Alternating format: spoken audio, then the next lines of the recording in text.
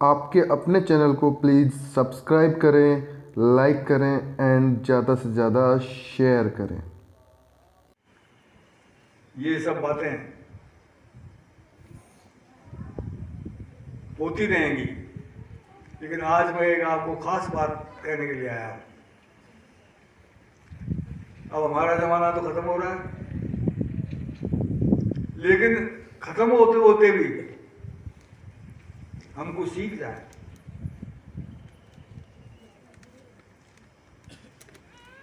तो अच्छी बात है। इतिहास लिखने की भारत में परंपरा नहीं थी। ये इतिहास लेखन की परंपरा मुसलमानों ने, अंग्रेजों ने सिखाई। अपने यहां इतिहास को क्या कहते थे? वार्ता। बातों में इतिहास था, कहानियों में इतिहास था। आप महाभारत पढ़िए, हजारों कहानियां हैं उसके अंदर।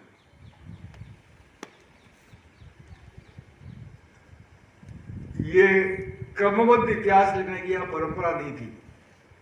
इसलिए जब ये इतिहास लिखने की परंपरा चली तो हमारी जो इतिहास की परंपरा थी वो टूट गई,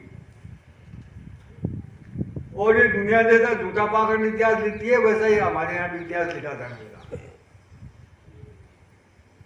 इतिहास लिखने के पहले कौन सा देश है, क्या परिस्थिति है, उसमें किस समाज की क्या स्थिति है, इस सब का मूल्यांकन पहले होना चाहिए।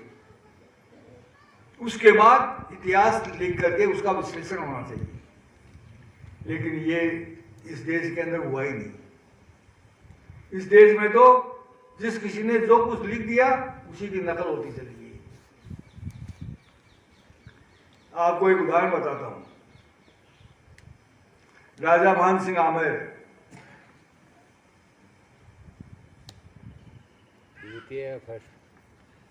उनका इतिहास जो है वो अगर वास्तव में इतिहास लिखने की दृष्टि से लिखा गया होता तो वो आदमी आज राजस्थान के सबसे महान आदमी में गिना जाता।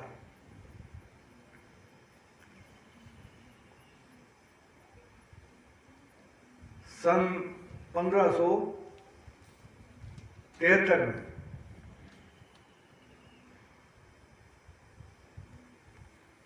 अकबर सूरत की लड़ाई में गया था। वहां पर अकबर पर शक्तिपात हुआ। पहले के राजा लोग, चाहे बादशाह हो, चाहे नवाब हो, चाहे बड़े सेठ साहूकार हो, संतों के दरबार में जाया करते थे। वहां उनका आशीर्वाद लेने की कोशिश करते थे, उनकी सेवा करते थे। अकबर भी जाता था, हिंदू संतों के यहां भी जाता था, मुसलमान संतों के यहां जाता था। तो उसके किसी संत की कृपा से शक्तिपात हो गया और वो पागल पड़ने की स्थिति में आ गया। उसने अपनी तलवार निकाली, सीने में तलवार लगा करके मूठ की तरफ से भीत पर लगा करके अपने सीने में घुसेड़ने लगा। उस समय सारे मुसलमान जो उसके वफादार थे मौजूद थे। जो क्षत्रिय राजा थे कम थे, वो भी मौजूद थे। किसी ने अकबर को बचाने की कोशिश नहीं की। तब राजा मान सिंह आमेर, जिसकी उम्र उस समय केवल 22 वर्ष की थी, उसका बाप मौजूद था, उसका दादा मौजूद था, जा करके तलवार को खींच लिया, अकबर को बचा दिया। ये बड़ी भारी इस देश का इतिहास बनाने वाली घटना थी, जिसका कहीं कोई प्रचार नहीं हुआ।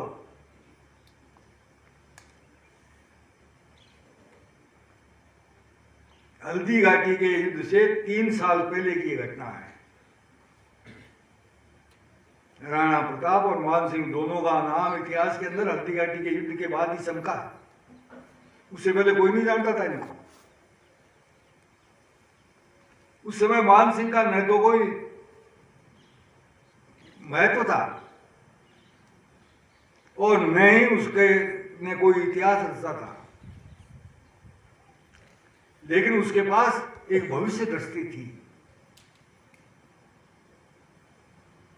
वो जानता था कि आज अकबर की आवश्यकता है इस देश को बचाने के लिए।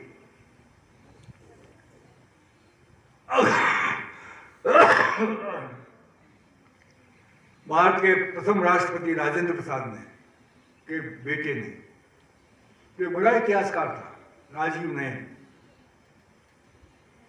उसने किताब लिखी है राजा मानसिंह आमेर। अंग्रेजी में लिखी उसने एक किताब, वो अब उपलब्ध नहीं है, लेकिन उसका हिंदी अनुवाद उपलब्ध है। उस किताब को आप पढ़िए कि उस समय क्या परिस्थिति थी, किस परिस्थितियों के अंदर देश था। अफगानिस्तान से मुसलमानों के ढेर जत्थे भारत में आ रहे थे। अफगानिस्तान के लोग उनको मुफ्त के अंदर हथियार देते थे, गोला बारूद देते थे, और वो लूट पाट करके वापस जाते तो लूट का आधा हिस्सा ले लेते थे। इस लालच के अंदर साल में हजारों जत्थे मुसलमानों के भारत में घुस रहे थे। कुछ लूट पाट करके वापस ले जाते, कुछ यहीं बस जाते।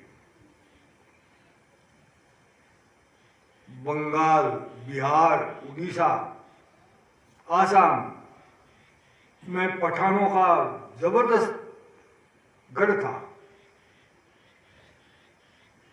और मुगल उस समय अपने पैर जमाने की कोशिश में लगे हुए थे।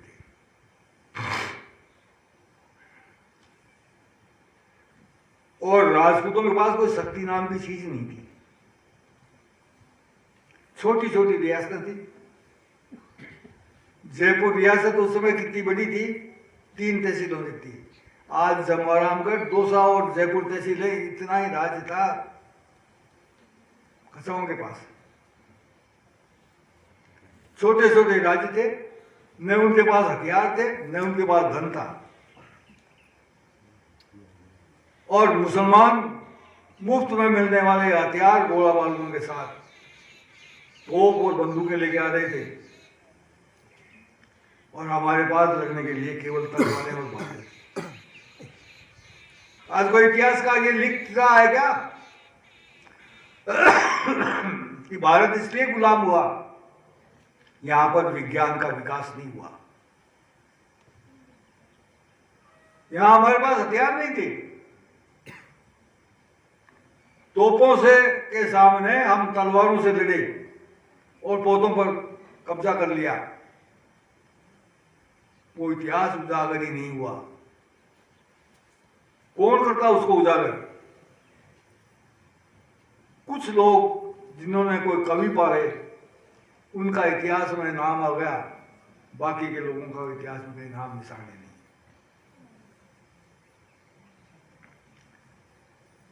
उस स्थिति के अंदर मानसिंह चमका। हल्दीघाटी के युद्ध के बाद अकबर ने उसको सेनापति बनाया और अफगानिस्तान पर विजय करने के लिए उस अकेले को सेनापति बना के भेजा। वहां उसने कब्जा किया अफगानिस्तान पर, वहां के सारे कारखाने नष्ट किए जिनमें गोला बारूद बनता था, वहां के कारीगरों को कैद करके लाया। आमेर के जयगढ़ के अंदर कारखाना खोला हथियार बनाने का, यहां बंदूकें और तोपें बनने लगी। दूसरे राजाओं को भी वो कारीगर दिए, उनके पास भी तोपें और बंदूकें बनने लगी।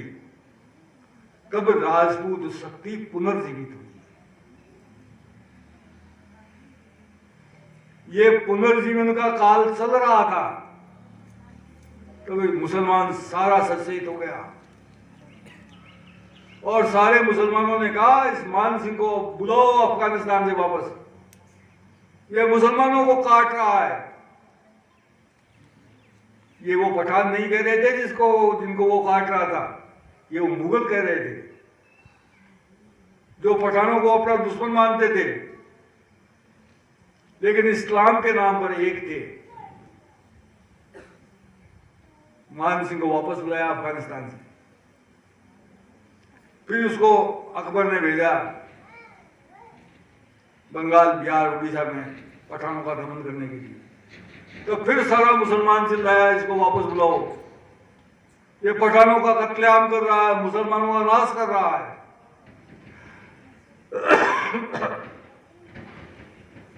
लेकिन जब तक अकबर मरा तब तक राजपूत शक्ति इतनी प्रबल हो गई थी कि वो मुगलों की शक्ति के बराबर हो गई। अकबर के मरने के बाद जहांगीर गद्दी पर बैठा, शाहजहां बैठा, उसके बाद औरंगजेब बैठा। सारा मुसलमान मान सिंह के खिलाफ और राजपूतों के खिलाफ था। औरंगजेब ने आते आते फिर इन लोगों को कुचलने का अभियान चलाया, जजिया कर लगाया, मंदिर तोड़े। ये मान सिंह ने अकबर से तलवार छीनी, उसके 85 वर्ष बाद ये। अगर मान सिंह ने अकबर से वो तलवार नहीं छीनी होती और अकबर उस समय मर जाता, तो उसके बाद के बने हुए ये बादशाह ने जो कुछ किया वो 85 वर्ष पहले ही होता था। उस समय राजपूतों के अंदर शक्ति नहीं थी कि वो उनका मुकाबला कर सकते थे। औरंगजेब ने जो बर्बादी की, उस समय तो जब आमेर के राजा मिर्जा राजा जयसिंह की डेथ हुई तो जोधपुर के महाराजा जसवंत सिंह जी ने दुआ कहा था, घंटन बाजे देरा शंख न माने सा, एकर सा फिराव जो मालूरा जैसा। आज मंदिरों में घंटे बजना बंद हो गया और ये बादशाह किसी से डरता नहीं है। अब एक बार महासिंह के बेटे जयसिंह आप फिर आओ।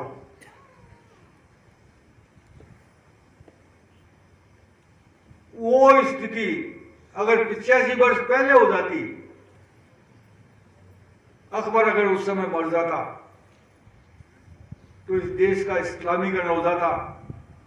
कोई इस इस्लामीकरण को रोकने की शक्ति नहीं थी। लेकिन जब तक अकबर मरा तब तक राजपूत शक्ति इतनी प्रबल हो गई थी कि वो कम से कम उनसे राज्य नहीं छीन सकती थी, तो इस्लामीकरण को तो रोक नहीं सकती थी। लेकिन आज तक इतिहास में किसी ने लिखा है इसको? टुकड़ों में जगह ये बातें लिखी हुई है, इनको जोड़ो तो एक नया इतिहास बनता है, एक नई शक्ति और नया रास्ता नजर आता है। उस बातों को हमको समझना पड़ेगा कि हम क्या कर रहे हैं, कहां जा रहे हैं। ये शिक्षा हमारी कहां ले जा रही है? हमको अनपढ़ बना दिया है शिक्षा। आज का पढ़ा लिखा आदमी पढ़ता ही नहीं, किताब के हाथ नहीं लगाता है, इतिहास का कुछ भी ज्ञान नहीं है इनको।